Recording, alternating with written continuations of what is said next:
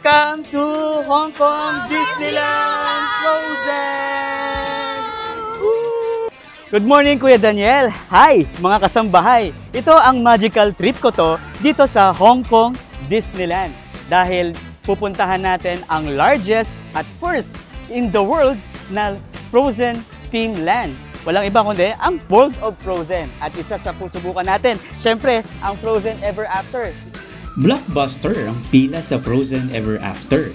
Kaya payo natin sa mga kasambahay, bandang gabi nyo na ito puntahan.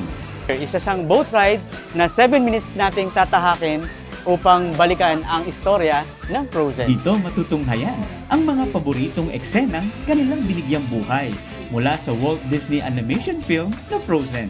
Kahanga-hanga ang ginamit nilang teknolohiya dahil makatotohanan ang mga facial features.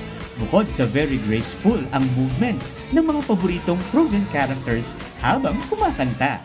Tulad na lang ni Olaf sa kanyang version ng Do You Want to Build a Snowman? You want to build a snowman? Come on, let's go and play. Elsa wants to give us all some fun. Give everyone a snowy summer day.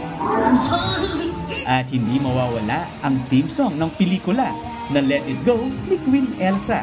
Pagdaanin nyo sa Ice Palace na talaga namang mapapa-LSS ka.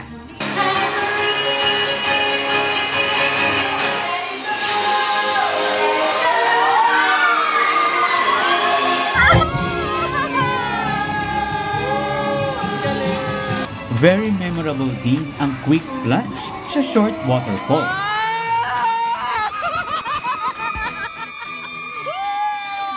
With a souvenir photo ng inyong unforgettable Frozen Ever After ride. Active, parang mga robots yung mga gumagalaw dito. Napakagaling, napakaganda ng pagkagawa. Talaga namang Instagrammable ang bawat sulok dito sa World of Frozen dahil sa mga iconic landmarks ng Arendelle Castle at Village. Meron din silang TikTok toys and collectibles para sa bilihan ng pasalubong at souvenir ng inyong mga anak. At kung trip ninyo kumain ng sweets, meron silang Northern Delights for desserts na inspired lahat ng Disney film na Frozen.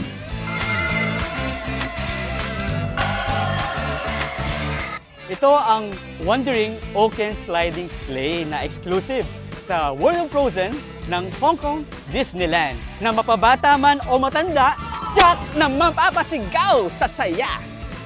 Maraming exclusive rides dito ang maaring sakyan. Kung medyo bitin kayo, don't you worry dahil roller coaster with a twist naman ang mararanasan sa Runaway Mine Cars.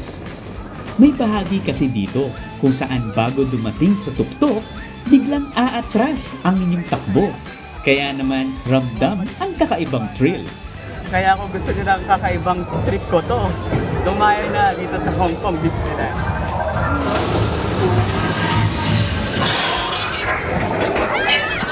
Umatras!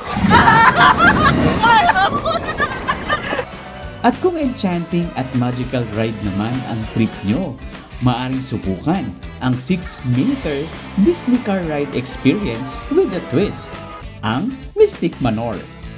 Gamit ang animatronics at high-definition visuals, maaaliw kayo sa maikling kwento sa kabuuan ng inyong adventure ride sa loob ng mansion.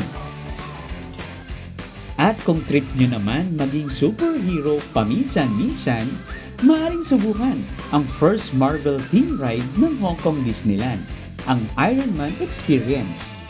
High-tech na rito kasi naka 4D na tayo. At itong buong special trip na to. Para kayong nasa upgraded mini theater kung saan may flight simulator, nakasync ang sound effects at galaw ng upuan.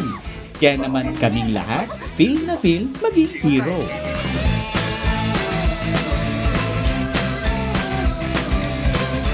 Sa mga trip magpa-picture, meron din silang Iron Man encounter. Kaya naman sinamantala na din namin ang pagkakataon. Kung relaxing ride naman ng trip nyo, subukan ang It's a Small World musical boat ride. Kung saan para na din kayong nag-around the world mula sa 7 kontinente dahil masisilayan ninyo ang iba't ibang national costume ng mga bata sa iba't ibang bansa. Abangan ang part 2 ng aming trip ko to sa Hong Kong Disneyland. Lagi lang natin tandaan, saan man tayong makarating, lagi tayong magpasalamat sa biyaya at pag-iingat ng Diyos sa atin.